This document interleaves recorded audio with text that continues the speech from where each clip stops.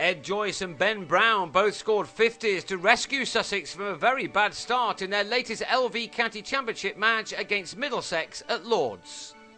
Michael Yardy won the toss and batted, only to lose the informed Chris Nash to the second ball of the game with an edge behind off Tim Murtagh.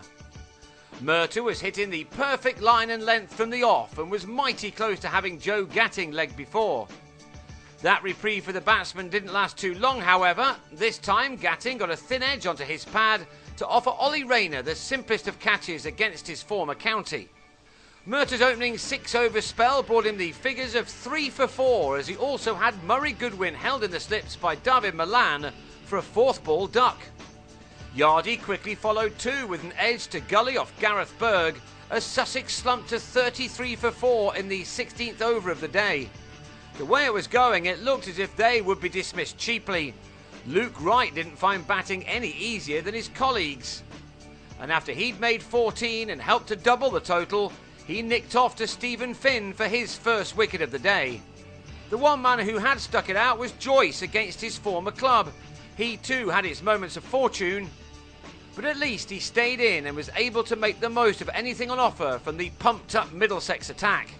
Joyce was still there at lunch, and immediately after the break he ran Finn down to third man to bring up his fine 50 from 81 balls, that being the 8th 4 to his name.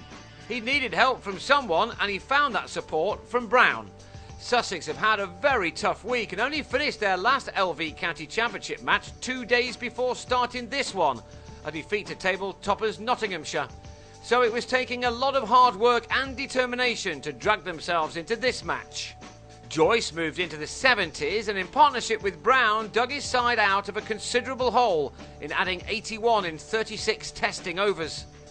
The Irishman has never made 100 against his ex-teammates, and he was denied one here when he jumped across his stumps and glanced a quick ball from Finn to John Simpson behind the stumps. Joyce was gone for 77.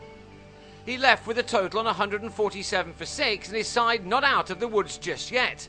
Brown and Navid Arif continued to chop down some trees with another very important partnership for the 7th wicket, which eventually took Sussex to their first batting bonus point.